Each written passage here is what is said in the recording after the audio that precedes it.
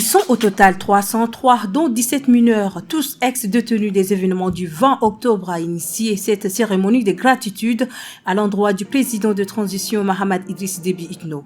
Placé sous les signes de la réconciliation, de la cohésion sociale et la refondation des nouveaux Tchad.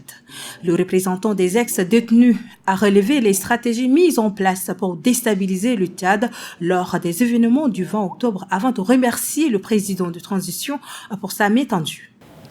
Car l'objectif principal est de créer à terme soit un chaos généralisé conduisant à une guerre civile pour parvenir à prendre le pouvoir ou bien tenter de dresser les communautés les unes contre les autres.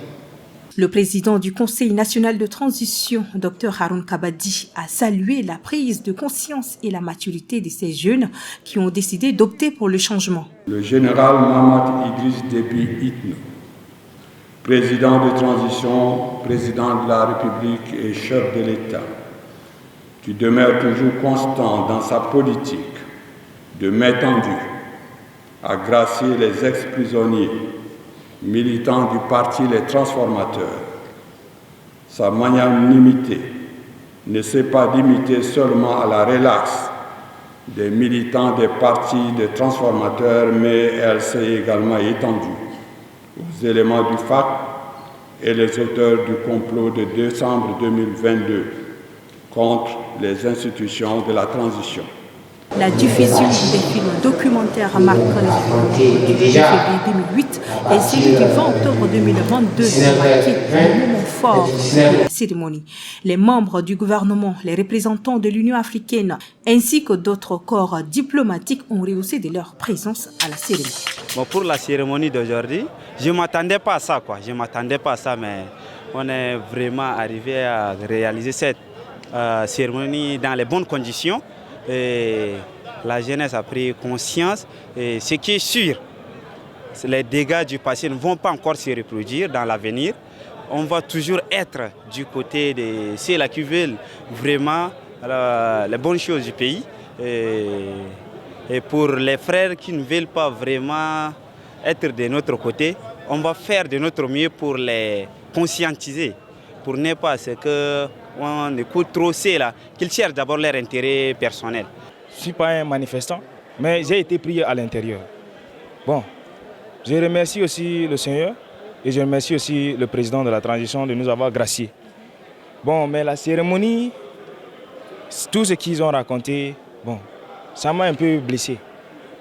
Mais parce que y a nos amis qui sont restés derrière, qui sont encore dans les quatre coins du mur. Et on a aussi beaucoup perdu des choses. Donc moi, j'étais arrêté dans mon entreprise où j'ai perdu beaucoup de choses. Donc moi, je m'attendais aussi à une petite réparation, mais c'est ce qui n'a pas été aussi fait. C'était une visite qui n'a surpris personne. Constater l'arrêt des activités de la construction du canal de drainage du 7e arrondissement, c'est l'objectif qui a conduit le ministre de l'Aménagement du Territoire et de l'Urbanisme, Mamad Azilek Alata et son équipe sur ce lieu. Un arrêt que le ministre justifie. Il se trouve que le travail a stoppé depuis la mi-mai, fin mai, parce que l'entreprise n'a pas eu le décompte. Et ce décompte-là, fort malheureusement, bien évidemment, est dans le budget du ministère. Et que jusqu'à là, les deux entreprises, Wadi Kundi, Babalkher, n'ont pas été payées. Et donc les travaux se sont arrêtés. Les quartiers du 7e arrondissement font souvent face à des difficultés liées aux inondations pendant les saisons de pluie. L'achèvement de ce travaux qui s'avère une solution pour les riverains de cette zone tarde à se réaliser alors que la population commence déjà à faire face à la pluie. On a l'espoir avec le ministre des Finances qui nous a promis que le décompte de ces deux entreprises va être payé. Nous espérons que cela se fasse parce que si ce n'est pas fait et que l'eau de pluie commence par stagner de l'autre côté, vous savez, ça entraîne beaucoup de choses. L'eau de pluie stagne, il y a des problèmes de maladies avec les insectes, la poubelle qui vient se déverser et quand ce n'est pas fermé, on n'est pas à l'abri des problèmes, des catastrophes et cela amène des conséquences. Les deux entreprises en charge de ce chantier se disent prêtes à achever les travaux dans 3 semaines si le financement se fait très rapidement. Pour rappel, Plus de 340 000 personnes issues de 55 000 familles ont été touchées par des inondations causées par des pluies à travers le Tchad l'année dernière. La situation humanitaire à l'est du Tchad a été au centre des discussions entre le ministre de la Santé publique, le représentant résident au Tchad de l'Organisation mondiale de la santé et le premier ministre Saleh Kebzabo. La situation va de mal en pis et une crise sanitaire s'est déclarée dans les centres d'accueil, avec notamment le choléra qui sévit, a alerté le représentant de l'OMS. Selon lui, l'organisation est disposée à accompagner le gouvernement dans la gestion de cette crise. Le premier ministre Saleh Kebzabo a salué à sa juste valeur la prompte réaction de cette institution onusienne qui apportera certainement un peu de souffle au gouvernement du Tchad. Pour lui, l'action humanitaire est un devoir auquel aucun humain ne devrait se soustraire.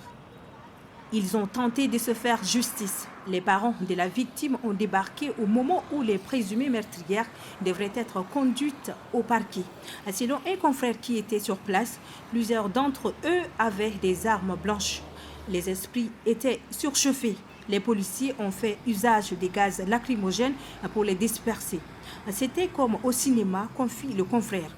Finalement, les prévenus n'ont pas été déférés au parquet. Une source au sein du CSP3 que nous avons jointe corrobore le récit de notre confrère.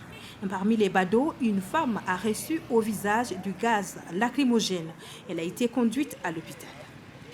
Sur 1025 établissements privés d'enseignement général et technique recensés en 2019 en dominant par la Direction générale de l'enseignement privé, seulement 669 établissements scolaires sont réglementaires. 26 fonctionnent sans respect des normes, 140 établissements non autorisés, 167 n'ont ni autorisation ni dossier en instance. Au niveau de l'enseignement technique, sur 25 lycées techniques répertoriés, un seul avait des dossiers en instance dans les circuits administratifs. Dans le souci d'améliorer la situation des établissements privés jugés peu reluisantes, le ministère en charge de l'éducation a entrepris des actions et a conduit à la publication d'un arrêté portant fixation des moratoires pour une durée de 2 ans.